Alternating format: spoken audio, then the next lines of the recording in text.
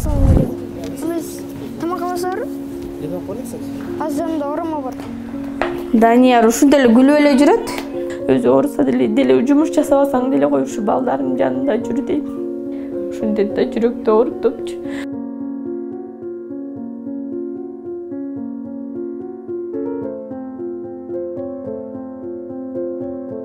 Күндө канча порция кыласыздар? Кечкисин 12 порция чыгат, ошо 6 аскандан. Ошо немени эле ошо 12 порцияны эле мен салып берем. Анан багы көп заказ кылгандар бар, эми алабыз деп, бирок ага немелерим жетпейт, каскандарым. Ошол сен алып келген порциянын баардыгын сатып бүткөнчө ошентип жүрө бересиңби же бүтпөй калса кете бересиңби? Көбүнчө мен өзүм сатып бүтүп барганымда ошо берем. Апам сүйүнтүп. Канчага чейин сатасың? Кээде 10га чейин, кээде 11ге чейин көп убакыт кетип калат да. Assalamualaikum. Кымыз assalamualaikum. Assalamualaikum. Оромо жейсиңерби?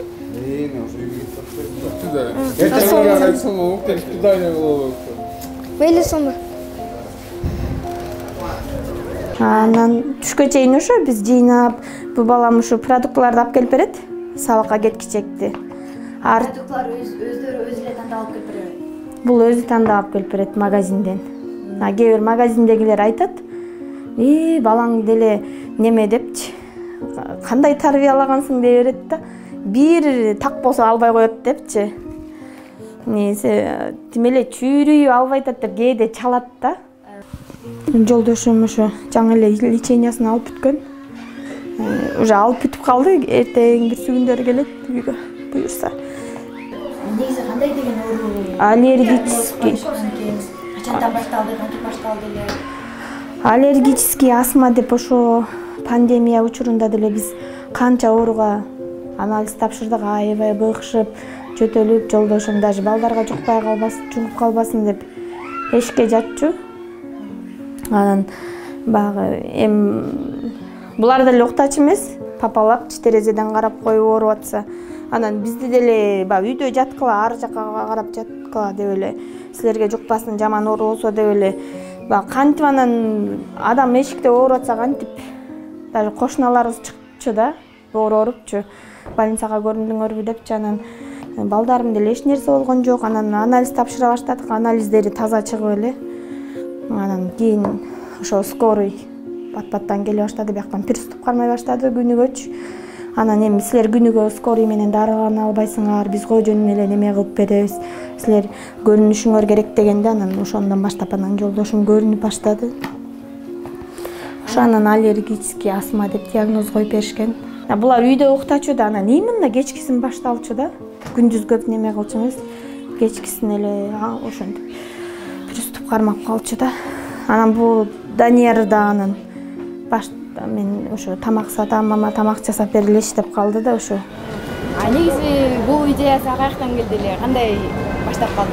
Негизи бул идеяны мен атам болсо да өзү оорутканына караштуу, күнү өскөрү келатканым, ошол себептен бир жолдо оромо саткан баланы көрүп калгам. Анан ошону көрүп калып, мен дагы эметкенмин да. Ошо балага окшоп сатсамбы деп мамама барып, оромо жасап бериңизчи деп айтканмын да. Анан 3 күн макул болбой атты, макул болду да. Биринчи клиенттерди кантип таба баштады? Биринчи ошо баланы мойкага берип атканын көрүп калып эле аптекадан келет, мойканын жанынан көрүп калгам. Анан ошо мойкада бала сатып жүрүптүр, анан ошого окшоп эле сата баштап, ошентип сата баштагам да. Ошо жолдошум ошо мен кылышым керек болчу мунун баарын деп өзү ыйлап неме кылат. Анан багы адам биз деле аябай катуу ооруп калсак өлүп калчудай болобуз го. Анан жолдошум деле өзү катуу ооруп калган убакта силерге деле силерди үй жайлы кылып кетсем экен, үй жайлы кылсам экен, үй жайлы кылып алып өлсөм экен депчи. Анан эми сен жалгыз эмессиң, сенин балдарың бар, биз барбыз, сен антип айтпачы деп ушу неме кылабыз биз. Наоборот, күч берип, алсыз болбосун деп ушу балдарым жанында, өзү ооруса деле жумуш жасабасаң деле кой ушу балдарым жанында жүр дейм. Ошо мен үчүн ошо бакыт, мен үчүн ошо жашоо. Ошо алар булар балдарым, жолдошум. Мен жанында турганда мен эч качан кыйналбайм. Сен монтип тамак сата баштаганыңа канча убакыт болду? 1,5 жыл. 1,5 жыл болуп калды уже. Азыр деген ошо сенин жардамың менен эле дарыларды, дары-дармектерге акча топтоодо турбайсыңарбы? Ооба. Данияр ушундай эле күлүп эле жүрөт. Беркачы. Такыры мисалы мен урушсам деле ушинтип күлүп коюп эле, анан жана кээ бир балдар мен урушуп койдуң деп характерин көрсөтөт го. Жок, мындай андай неме жок. Кандай урушсаң деле, урушпасаң деле ошондой шайыр жүрөт да. Анан кайра келип алып, мама деп, кайра менин көңүлүмдү ачып, мени неме кылат. Күлүп келипчи, баягы урушуп койсомчу.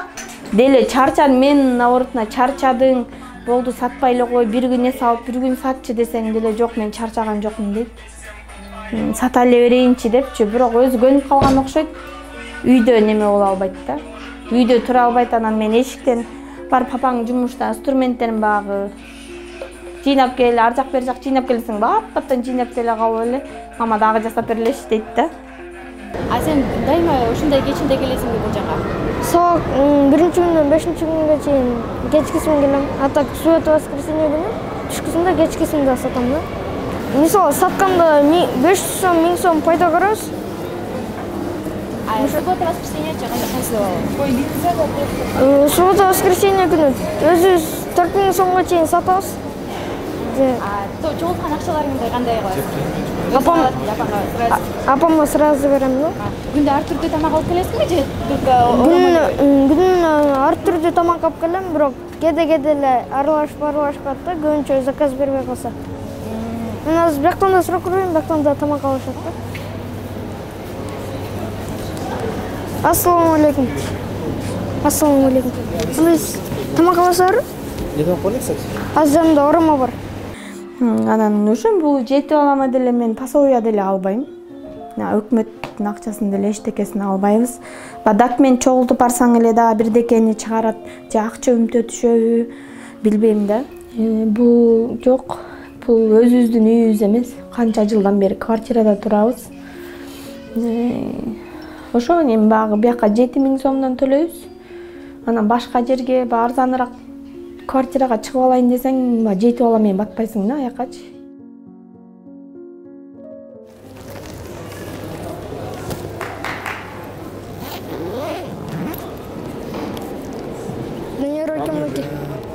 Bir porsiya kendisi al. Саламатсызбы? Оромо будете? Саламатсызбы? А? Попозже, хорошо? Позже?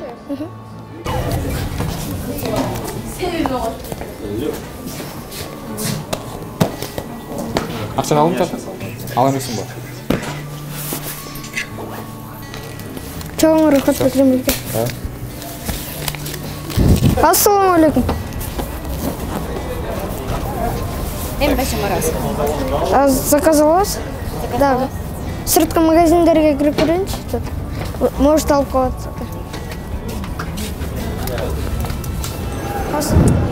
Неге апаңа жабасың? Апам сарсаң албасын деп. Апаттан чалып турат да? Жеттин деп. Өчүп калат экен да, мен чалып атканда өчүп калат. Анан ошондо кандай байланышасың апаң менен? Мен негизи телефонду чукуп алам деле, болгону сүйлөшкөн эле да. Кээде өчүп калат, зарядты бат өчүп калат. Алло, мама. Мен жеткем. Сен биринчи элдерге сунуштап атканда кантип сунуштайсың? Кантип жакшылайсың өзүңдүн тамагыңды?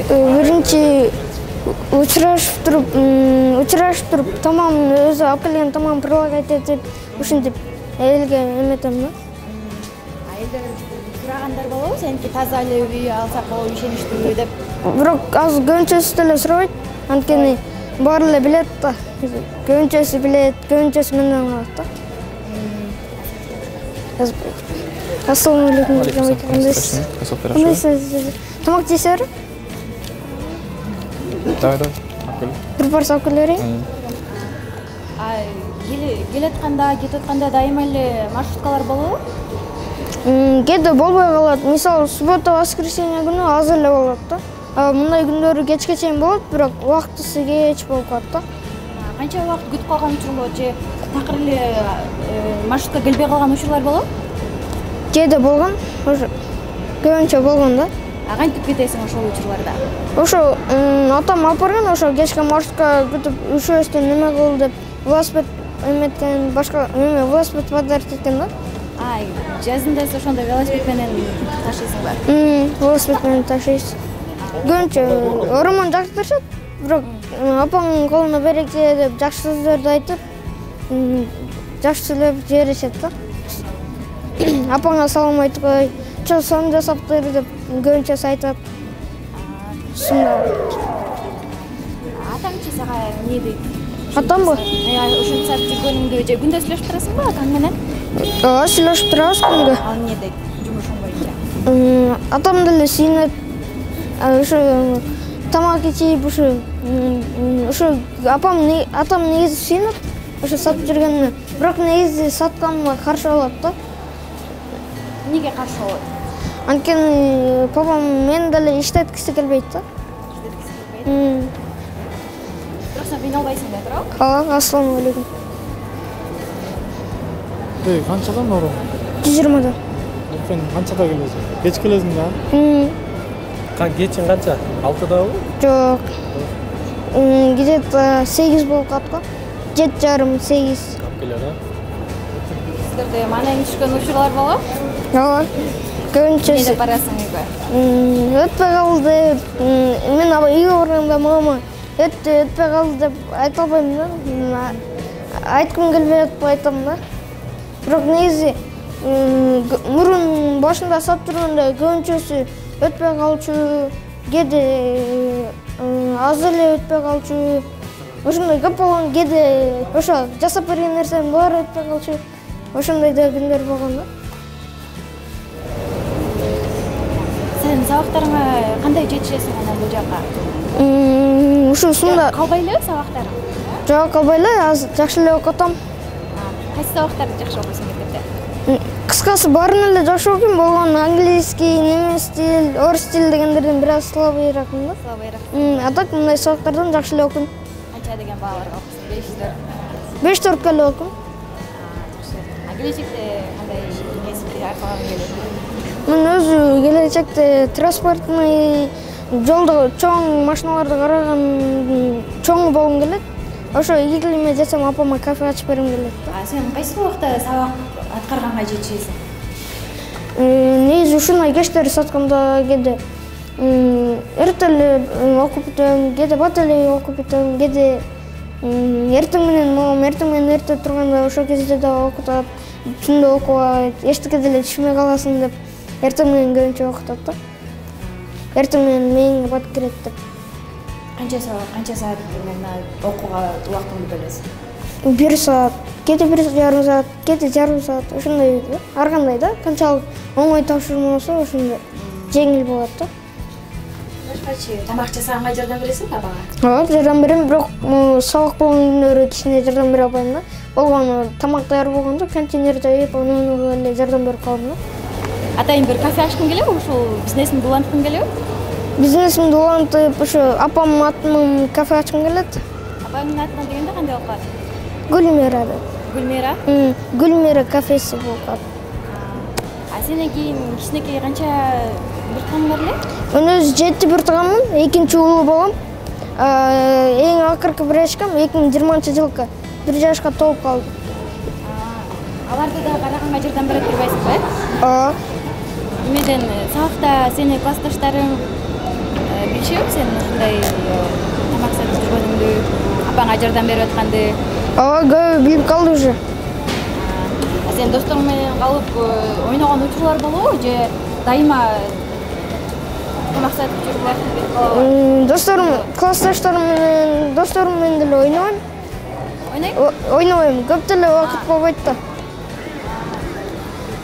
Көп деле убакыт болбойт. Болгон кээде ооруп жүргөндө ден тарбай качпай анда деле ойночу эмесмин. Бирок айыккан кездерде ден тарбиядан эле ойноп коебуз да.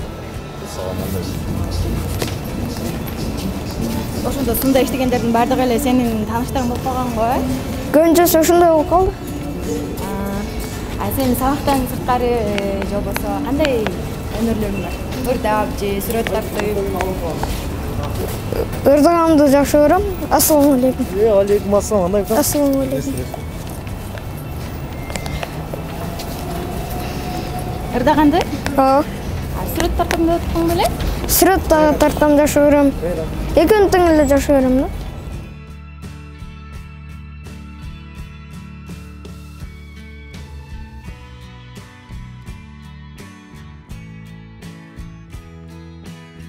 Багы мен өзүмдүн дагы бир тилегим ошо Анжелика айымга жолуккум келет.